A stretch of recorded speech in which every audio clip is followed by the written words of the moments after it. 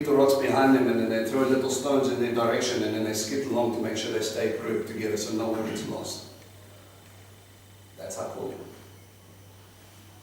Where were you? What are you doing? Get back. How many times have you read your Bible? What has God spoken to you? How many times have you heard me say things like that? That's me throwing stones.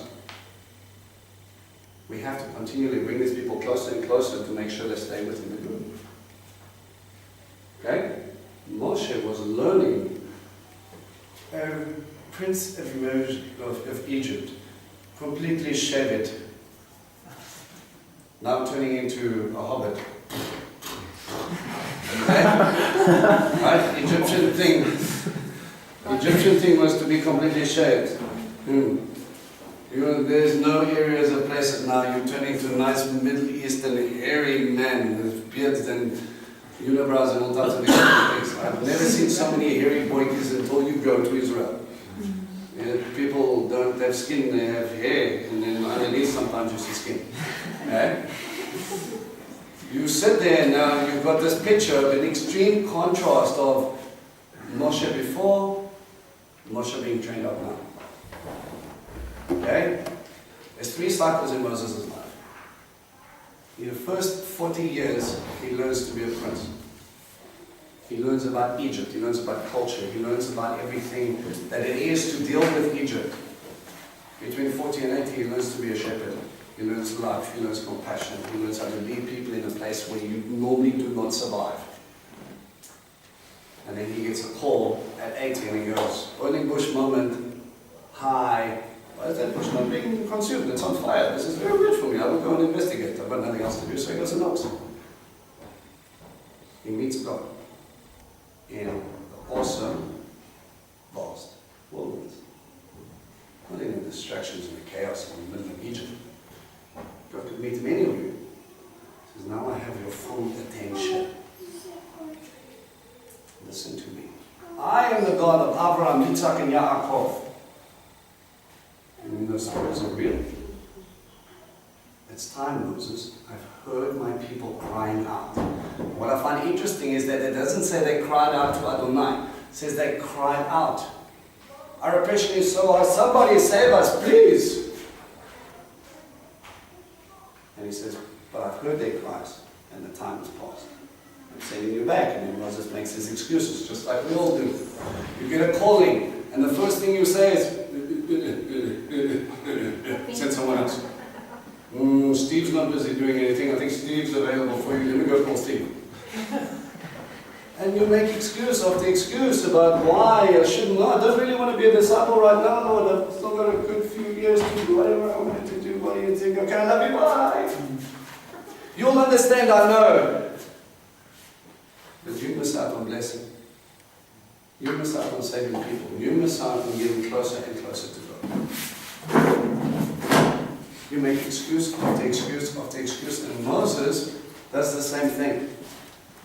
Okay? Remember he says, I'm not eloquent of speech. Some people take it as he had a stutter. There was a very interesting idea from the one rabbi. It was that he was so Egyptianized that go to the Hebrews and tell them, don't speak Hebrew. He was like 5 years old when he lived. He was trained up to be an Egyptian. He was in the palace most of the time. So it makes sense. Don't worry, I'll send Aaron with you. Oh. Aaron, that guy, I remember, I think he speaks Hebrew. But you go, I will talk to you, you talk to him, and he will interpret for you. Or he will speak on your behalf. So eventually, after lots of bodgy and us being silly, we moan, we complain, we get freaked out, and God said, let me tell you this nicely. If God has called you to do something, do it. For the simple reason is He doesn't let go. He will not let go. You want to know why? Because other people's lives are at stake. The longer Moses took, the more they suffered. Okay? If you don't do it for yourself, do it for the people that need it.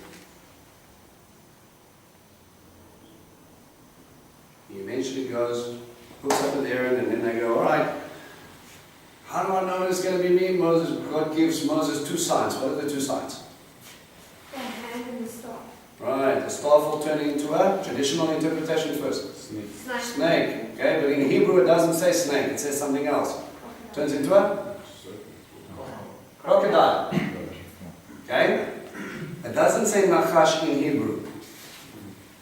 Okay? It says something along the lines of a funny reptile. Okay? So roving reptile or something like that. Okay, it's called, I think it's tukin. Or tukun. One of those. Okay, go and check. Okay, it doesn't say nachash. So, he gives him the sign and he sticks his hand out and he comes out, it's leprous. Sticks it in and he goes back and it's healed. That would freak me out enough. And he says, throw down the staff, become a crocodile. If it was a crocodile, grab its tail. Grabs its tail and then it becomes again. Fast forward. Enter into Pharaoh's house. Hey, Pharaoh, remember me? Boy, funny bushy man from the desert. He understood Moses to be shaved and Egyptian. How did he get into the temple in the first place? Well, you know, that's why the thing is, because you were a prince of Egypt. The Moshe that we expelled has come back. Really? Some people believe that this to be this Pharaoh that was in power at the time to be his half-brother. Okay? And would you not be intrigued to see where your half-brother was all these years? This guy who was pretending to be a prince of Egypt and then he hung around the corners. Come, let me see. But also Moses knew the court and how everything worked. So he knew the legal understanding and everything that he could get away with under Egyptian law. So he could wangle the system because he needed to know, because he was a prince. People would seek his face at points and he would sit there in courts and be able to go yes, no, whatever like this. Okay? He would see how his father, Pharaoh, would deal with certain things. So he knew it backwards. Either way, he got in. Okay? And he bent the ear of Pharaoh now. And he says, so I've got a little message for you. The God of the Hebrews, the God of Abraham, Isaac, and Jacob. He says, let my people go. And then Pharaoh says what? No. He says, no, who is this God? I've never heard of him. Remember, in Egypt at that time, we had anything between 22 and 27 different deities for many different reasons. God of medicine, God of crops, God of protector of crops, God of sky, God sun, God Nile, God crocodile, God locust, God frogs, God whatever. God for the slaves, God of everything. So you keep everybody happy. Okay? What you will see is when God tackles the plagues for Egypt, wonders for the Hebrews. On our side of the fence it was, wow, did you see that? That was amazing. In Egypt they were not happy. Okay? So they were sitting there and they saw these wonders, things that had never done before. And God promised already, He says the nation, from Abraham in Genesis 15, says the nation that enslaves them, I will take to task. Fast forward a couple of hundred years. And He holds His promise. And He says also, later He says, the gods of Egypt I will judge. And every time a plague comes, it's an attack on an Egyptian deity. God has the same agenda. I love you, I created you. What you're trusting in is wrong. What are you doing? How can I show you that trusting in the chair that you're sitting on is not going to save you? How can I show you your bank account is not going to save you? How can I show you your intellect, your job title is not what's going to save you? I alone can save you. I have created all things. I put you in that position. I will provide for you. Do not trust in anything else, because God says, I will remove that from you because you're putting more faith in that than you are in me. He created these people. For God so loved the world. John 3:16. He didn't just give it for the Jews. For God so loved the world.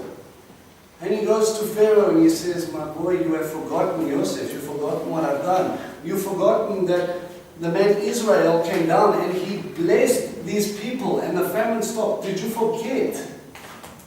Now you put them into idolatry and you worship all these things that are not going to give you life and not going to keep you safe. But you do not want to take my word for it, so I have to show you. Our stubbornness is what leads us to the newspaper club on the nose. Don't worry, I'll be okay because I have a, or I am here, or this is that. No. Hashem alone has that creed. Because you're His. Nothing less, nothing more. And he goes to Pharaoh and he says, Moshe, give him a sign. So what does he give him? Throws his staff down. Yeah, to Pharaoh. Throws his staff down. And why it makes more sense that it's not a snake, turns into a crocodile. He looks at this and he goes, call out the Magi. And they throw down sticks and they also turn into crocodiles. First question, where did they get the power? Unkosher land. Okay, start playing with demonic forces, they give you demonic powers, and then you think that they are gods. Just because you had a massive dream and the earth shook and it told you that you do need to do something opposite to Torah, did you ever stop and test to see who was behind that power? I heard a voice. How do you know who was talking to you? Is Hasatan not a powerful being? Is he not an angel? Can he not talk? Can he not do things that you would consider miracles? Did you ever stop to think and test? Pharaoh thought they were right.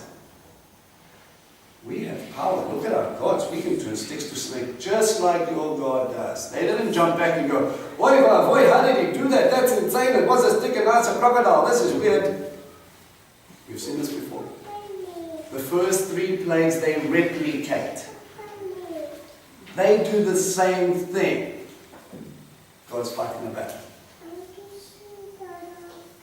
The forces that are behind Pharaoh and his magi know that they're not going to win. But they're deluding Pharaoh enough to fall in his own destruction. So he goes and he says, crocodile. The Nile crocodile was the protector god of Pharaoh himself. Our crocodile ate your crocodiles. God says, who's your protector? Dot, dot, dot. All of a sudden Pharaoh steps back and he's like, very good. Please leave. I don't like what I'm saying. We obviously did something wrong. We will go give more things to the crocodiles in the Nile so I will have better protection. You missed the point. God says, I put you in that place of power. I held you in that place of power. You are the superpower of the time. But because you're dancing against me and you are not listening to me, I will remove that protection. See, this is a very dangerous game people play. You can choose. You can either be standing behind God, standing with Him as a Hebrew, or you can be opposite Him, saying He doesn't exist. God has to shake heaven and earth for you to pay attention. And this is another thing I want you guys to relate. When it comes down to looking at the plagues, people always see this negative connotation of this angry God of the Old Testament who's throwing out lightning bolts and brimstone to burn people's butts because they're naughty.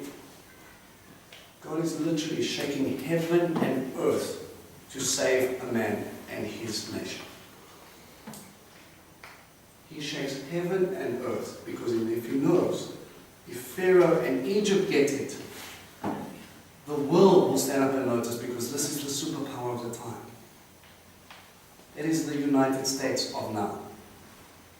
If they turn around and go, there is only one God, and they renounce all their idols, surely what has made them great must be the God of Avraham, Yitzhak, and Yaakov. Surely what has made them that superpower, that realization that God has established them as a kingdom so fierce and so great and so strong, could not come from anywhere else except for the God of the Hebrews. So he goes into it. They don't want to listen, and we go plague, plague, plague. But before we get to plague, plague, plague, there's an interesting verse in Exodus 6, verse 6, leading to 10. Okay? God says He's going to do 4 things. Okay? And when we go through our Pesach Seder, when you look through the Haggadah, you'll see that there's 4 cups of wine. Okay? Each cup to represent one of these promises. Okay? The first one says, I am the Lord and I will bring you out from under the burdens of the Egyptians. So I will free you. I am God is the first statement in a pagan society of Egypt. He says, no, I am God. It's called the cup of sanctification. The second cup, the second promise is, I will rescue you from their oppression. It's called the cup of thanksgiving. Okay? The third cup is, I will redeem you with an outstretched arm and through extraordinary chastisement or wondrous miracles. It's called the cup of redemption. And the fourth cup, the fourth promise says, I will take you as my people and I will be your God. It's called the cup of protection. You see how it reiterates the covenant of what he promised Abraham. Over 400 years. God says, you guys, you might have forgotten what I promised. I have not. That makes my heart happy. Because that means I can still rely on the promise that happened on the cross 2,000 years ago. He hasn't changed his mind. He's still holding fast to what he promised. He's a covenant-keeping God. So I can rejoice. What we thought he did was he lost us somewhere and now he kind of picked us up again. One guy said there's no ending in the book of Acts. Yeah, it's true. Okay? And then it comes down to a wonderful point, which is the point of everything God is doing here. Let me read it for you. Then you will know that I am Adonai your God, who freed you from forced labor or from the house of slavery of the Egyptians. I will bring you to the land which I swore to Abraham, Yitzhak, and Yaakov. Then you will know that I am God. Case in point. Everything is for the purpose of to show who is God. Nothing more, nothing less. Your purpose of your life, to put in one broad spectrum, one swish of the brush, is to show the world that He is God. Ask yourself, in your halakha, are you doing that? When it all comes down to it, did you reflect Yeshua, who is God? Are you showing people who is God? It's the point of all existence. This is a picture, later cross-reference to the crucifixion, to free you from bondage, Mitzrayim, bondage of sin. He was the Passover lamb. Okay? It says in the New Testament, what was the point of everything that he came to do? And he uses this framework to give you understanding. And I will give you a little heads up because we're not going to get there today. When you look at the miracles of Yeshua and how it starts to build up, as the plagues go, the plagues have 3 different points. But they start to gather up in power. Yeshua starts to do things that were done. Then he starts to do things that distinguishes between his people. And then he starts to do things that no one else has done, ever. And I'm going to show you this in the layout of the plagues. Okay? Mark down Exodus 7 verse 17. Okay? The point of the plagues 1, 2, and 3 is so that this will let you know that I am Adonai. The point of the first 3 plagues is to show them, Pharaoh, Egypt, Hebrews, that he alone is God. I can do this. But I love you so much. What? They ever stopped and had an identity crisis and he goes, well, I better show them who God is. You've lost the plot. You think you're an Egyptian. I created you to be more than that. Whose house do you belong to? You pat yourself on the back and you go, oh, I'm South African. Oh, I'm Catholic. Oh, I'm Orthodox. Oh, I'm whatever. No. You belong to me. God. That's it. What is your big statement? He's God. Nothing more, nothing less. Why do you celebrate Pesach? Because he is God. And if he is God, surely you should act like he is God. Oh. If he is God of your life, if he is God of everything, act like it. Don't act like your boss is your God. Don't act like money is your God. Don't act like your girlfriend or your wife is God or your husband is God. Act like he is God. Point 1. So he brings plagues. First one, he comes out and Pharaoh is doing what? Parting in the Nile, right? So he's come out and he's worshipping the Nile. In his act of worship, you meet him where he is. How is it about God? He didn't wait for me to walk into a church and then go, hey Vince, don't you think you should kind of wake up now? No. He met me when I was being stupid and naughty, doing my own thing. When I really connected was when I went to Israel. And then I couldn't deny the fact because he showed me that he was listening to when I was sitting here in Boksburg. And that meant more to me than any testimony of anybody else because this was for me. Pharaoh believed that the Nile is the reason Egypt is so strong because every couple of years it floods and it breaks its banks and then it brings all the nutrients and all the good stuff and it goes out probably about 25, maybe 30 meters. And then all that nutrients and then sink into the soil and then it comes back and then all that good minerals and stuff makes the soil rich and healthy and therefore along the Nile you always can have crops, you always have fresh drinking water, you always will live.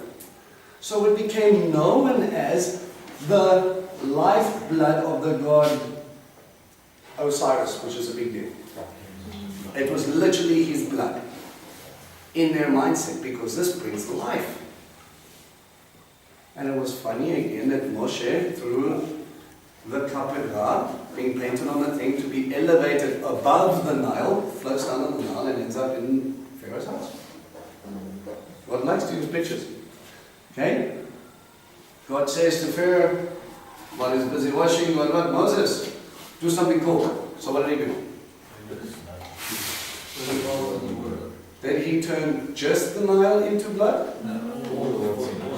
All water, the cisterns, people had little bowls of water in their house, everything turned to blood because they got all of that from the Nile. Okay? Where is your God? Your God be dead. Very simple picture. It's interesting that he turns into blood after blood and actually kills everything. It's also true. Yeah, you believe it to be blood like Osiris, and then it will be blood. Try and drink it now. It's actually funny. It's almost like he's mocking, like God is mocking me. He's got a sense of humor. He does. It's the same as Elijah at Carmel. You know, Mount Carmel with the prophets of Baal, and he says to him, "Shut up, your God's in the toilet." Chutzpah. You know, chutzpah is a very cheeky Hebrew word. You've got a lot of cheek, basically. But yes, but he mocks them in a way, or he teaches them in a way for the point of teaching them that what they're trusting is only going to bring them death. Notice, everything he does here is around death. Okay? So they believe this will give us life, and he says, your God is dead. What are you going to do? What excites me about what God is doing is he allows them later. The Egyptians started to dig around the Nile, and he allowed them to find clean water. Okay? And they take clean water, and then they give it to the Magi, and the Magi go, boom, blood. Ha, we did it. You see, if it was me, I'd be like, psh, what are we going to drink? We just turned the only water we found into blood. Okay? But for them, they were like, we replicated it. We are as powerful as. They never, what's the word I'm looking for? Reversed it. Yeah. So if you're so powerful, why don't you fix it? Yeah, they could not overpower God and turn the blood into water. Okay? They replicated it. Second plague, frogs. This is the toad goddess by the name of Heka. This was the god of resurrection. And frogs come and they take over the place And Pharaoh's unhappy, and Moshe, please take these frogs away. Okay, we'll take the frogs away. And then he takes the frogs away, and then they all die, and it says in scripture that they carried them up and they put them into a big pile of dead frogs. And the land stank. And I stop and I smile and I go, the God of resurrection is dead, and it cannot resurrect itself. You believe that this is life, all I smell. Can you imagine a river filled with blood? Would that have smelled nice? No. And the land stank.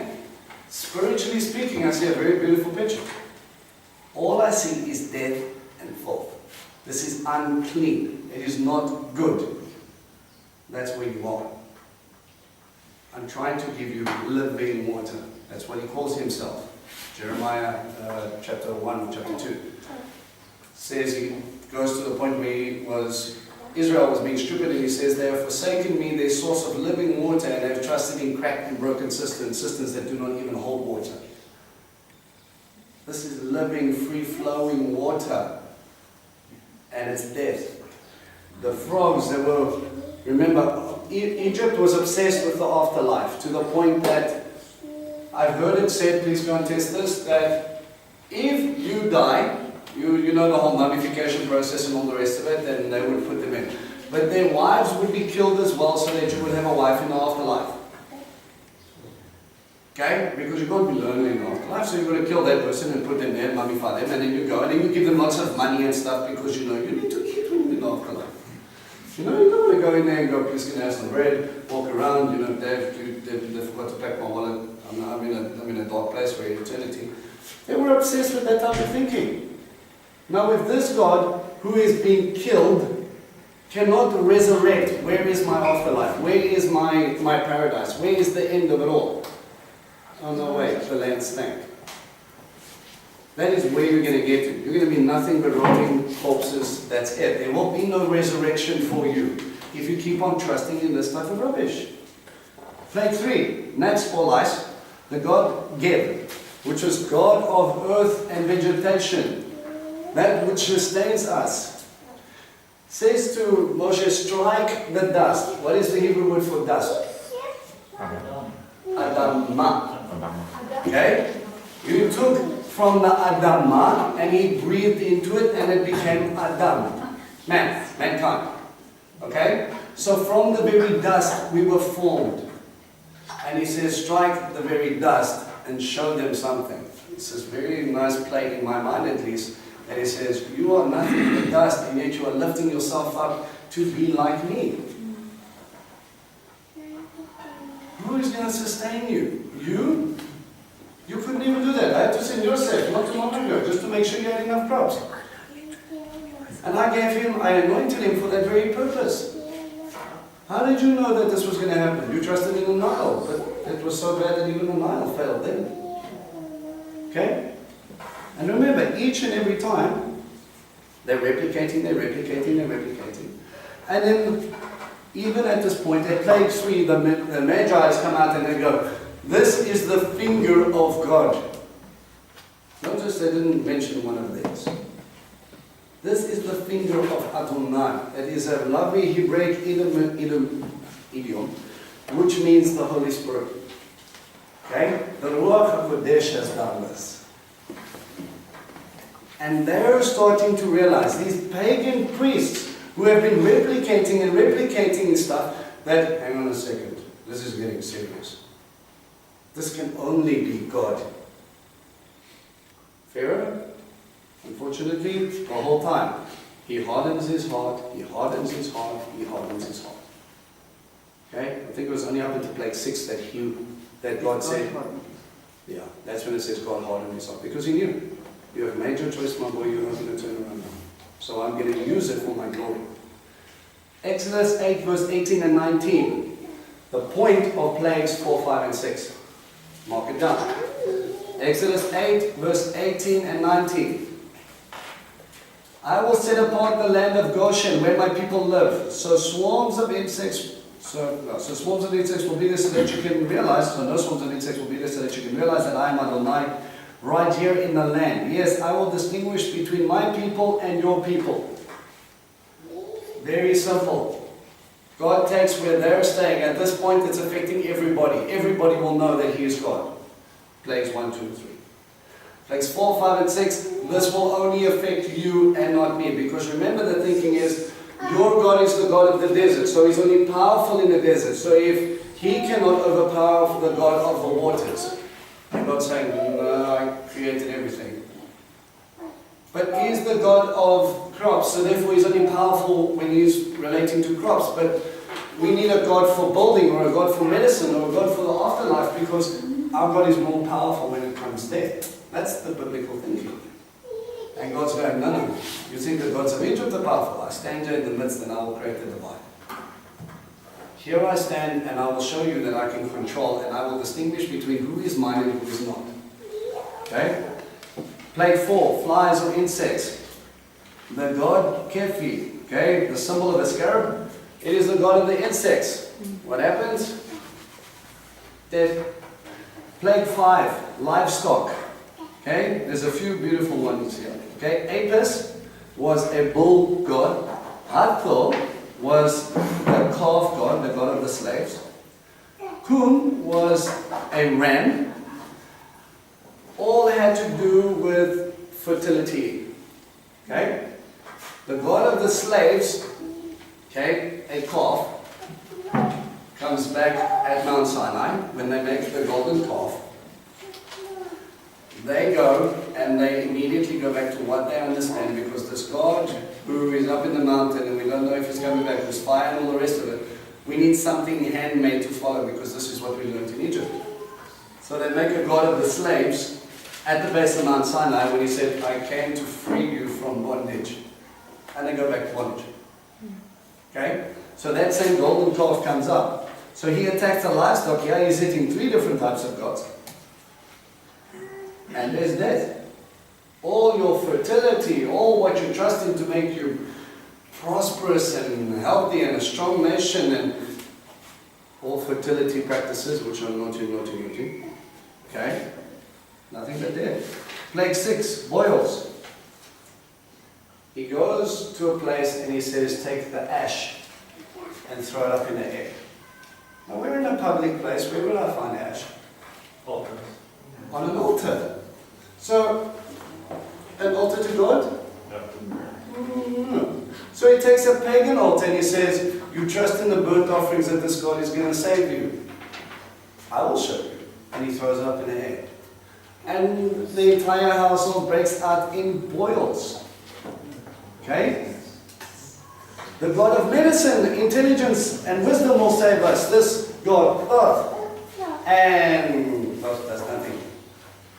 And even then it says that the magicians, in chapter 9, verse 11, the magicians, the magi who have been standing there watching this, they could not even stand before Moshe anymore. Remember, this is only happening to the Egyptians.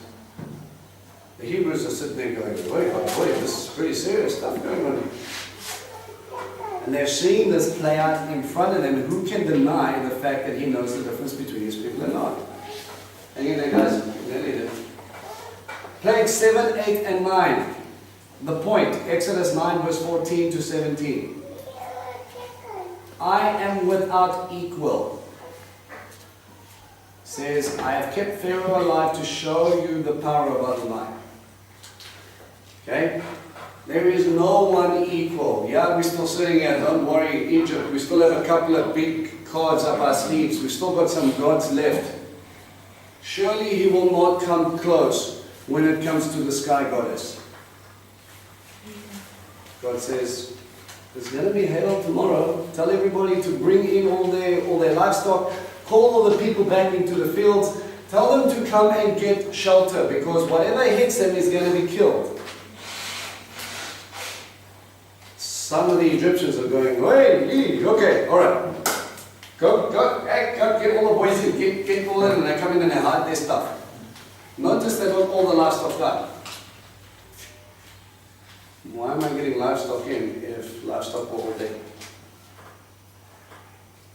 God's still graceful and mercy is still busy teaching. Okay? So, we know what happens. We have Nut, the sky goddess, and Seth, who is the protector of our crops. Surely everything's going to be okay. And we know that the hail came down, and those who trusted in what Moses said were struck down and died out in the fields. And those who trusted in him were saved, and those who didn't trust were dead out in the fields. And their crops started to get destroyed. Okay? Notice this was barley harvest. So their crops, which were going to sustain them as a gift from the Nile, etc., are now being crushed and trampled underfoot. But God still leaves the little shoots from the wheat. So don't worry, you will have fruit, but you need to see first. Okay? He comes down, and then I love Moses sitting over there, first time at the burning bush. Send someone else, I can't do this. And then he goes, Moses comes before him and he says, all right, tell the hail to stop. He goes, okay, I got to do this, but I'm going to do it outside the city. Now you have big boulders of ice falling down from the sky, striking down cows dead.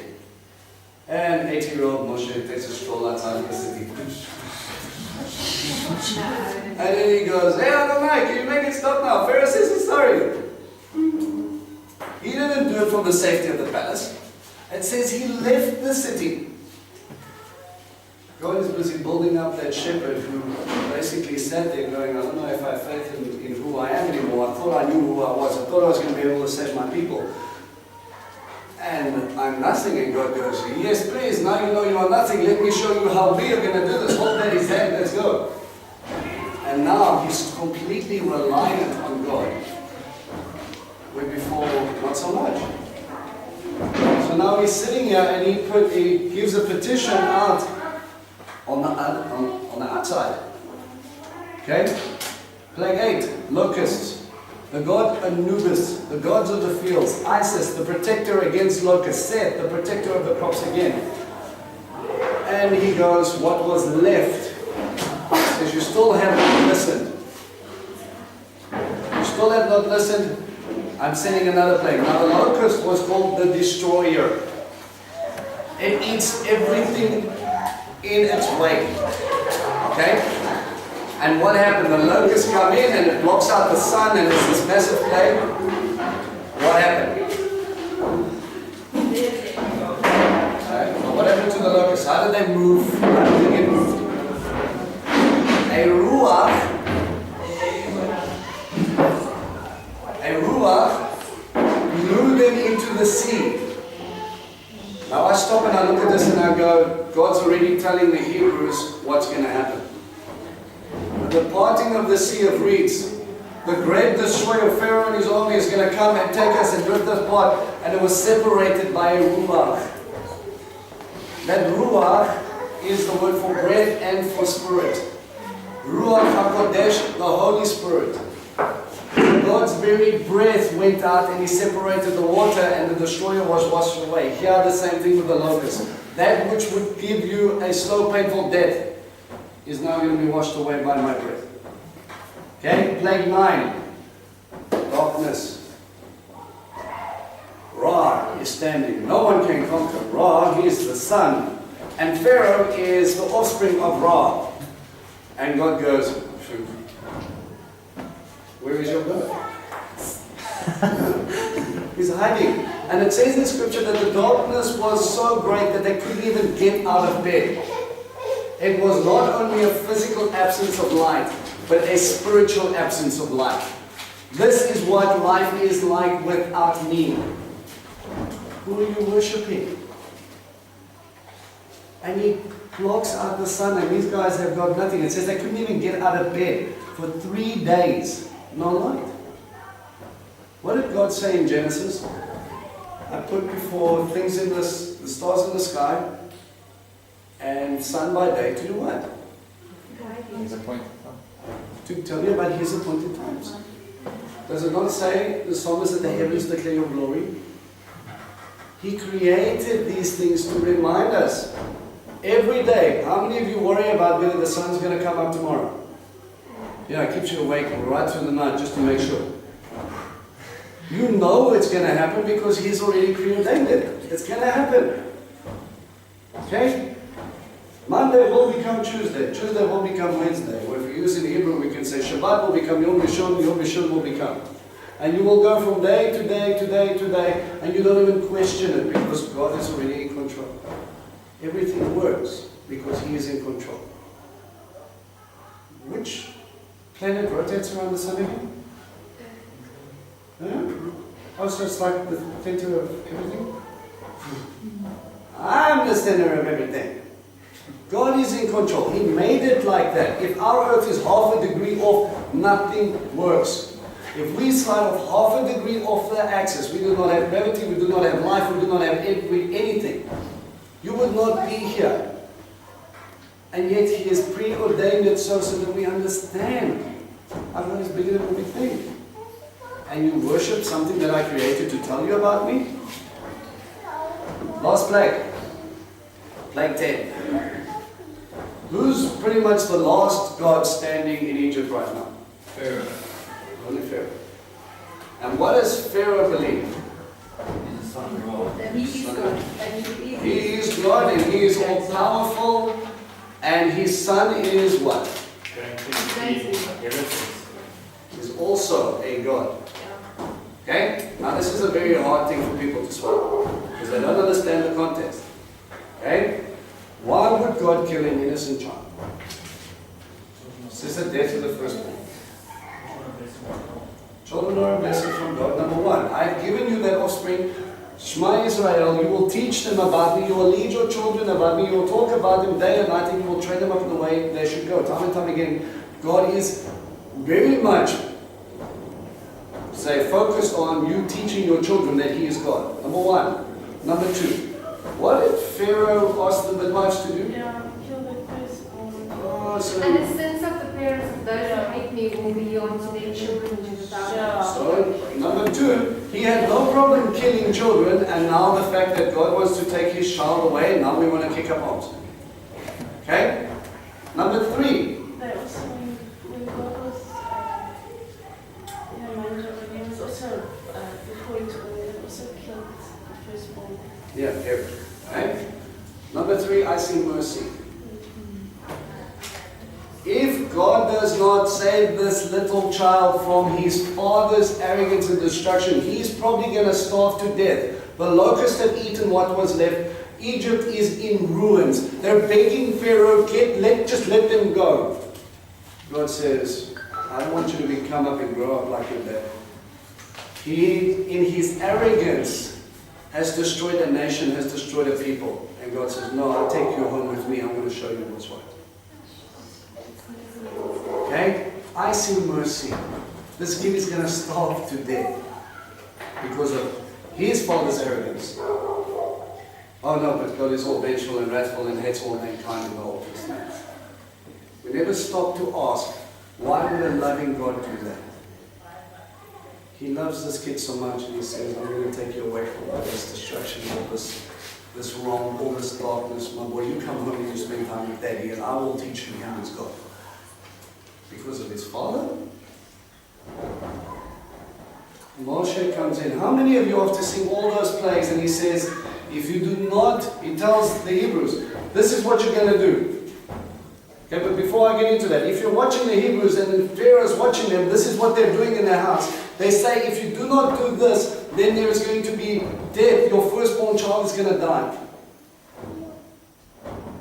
I'm sorry, but if that was my child and his life was at stake, God forbid, that I would not be running to a Hebrew's house right now saying, keep my son.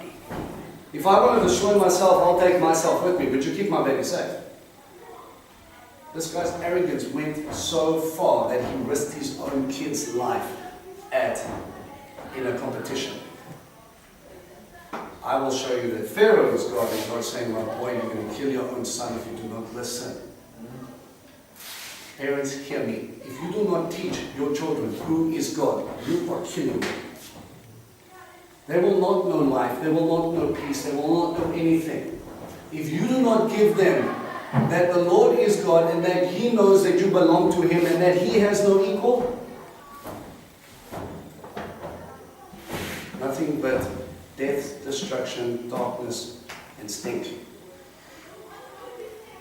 This is a warning to all those who dare to stand up to God and say, "You're not it, I am it." And what scares me is, as much as God uses these pictures in the crucifixion, in Revelations they come again.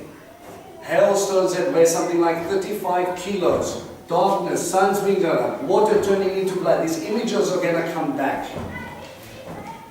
All because man thinks he is God. It says there that they will trust in their pharmaceuticals, their drugs, rather than turn from their sin and go get healed. Don't worry, the God of medicine will help me. He's only studied for 7 years, he must know more than everybody else. God's heart is still the same. There's going to come a time where he's going to look down and he's once again going to shake heaven and earth to get our attention. Make sure your children know, if it does not happen in your time, make sure your children know where they need to be hiding and what they need to be listening to. His love goes that far that he will show you, he will shake heaven and earth just to get your attention.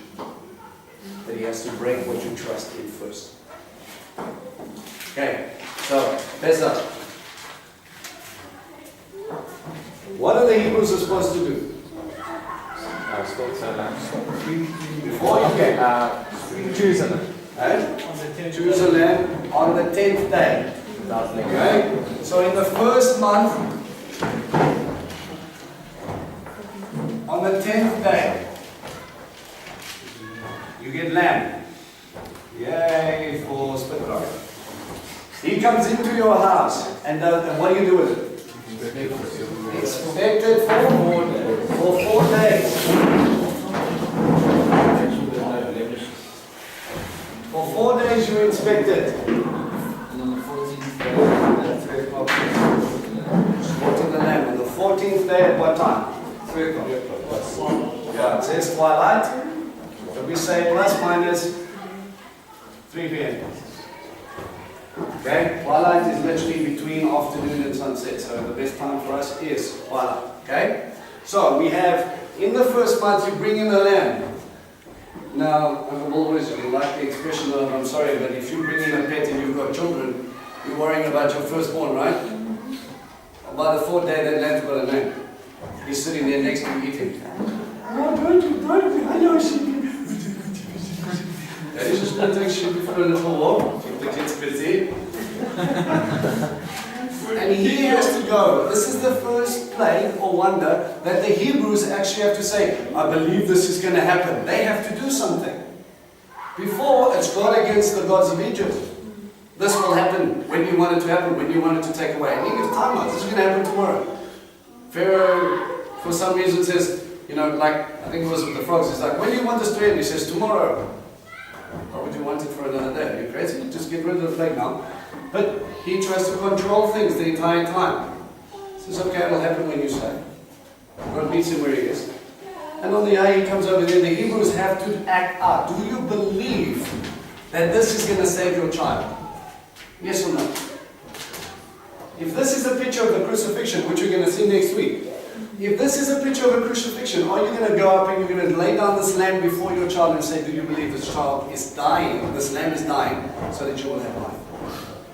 The word Pesach has a play on 2 nice Hebrew words. One, Passover.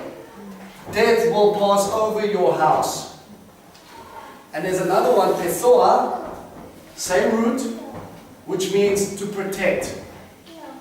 To protect us. The blood will be our covering and death will pass over our house. It does both. This is right that I can pull it. It's going to be interesting. Pesach and Pesoah. Okay? To pass over, to protect. Okay? So, you bring lamb in, you inspect it, it's unblemished, it's perfect. You give your best to God and you take it and you slaughter the lamb and then you do what? Paint it on the doorpost. You paint it on the lintel of the doorpost, right? So you paint in a nice shape like this. Okay? There is a nice Hebrew letter, they normally attach it with a yud. That means chai, life. The sign of life is on your door. Very nice. Let there be life so death can pass over. Pretty pictures, yes? What did they paint it with? Hyssop branch. This is going to come back. I think it's a double P. Just double check. He painted it with a hyssop branch. Okay? And then what are they supposed to do with the lamb? Well, it was sacrificed, that's how you got it blood. They roasted it in with fire, right? So, say, I'm just going to write your fire.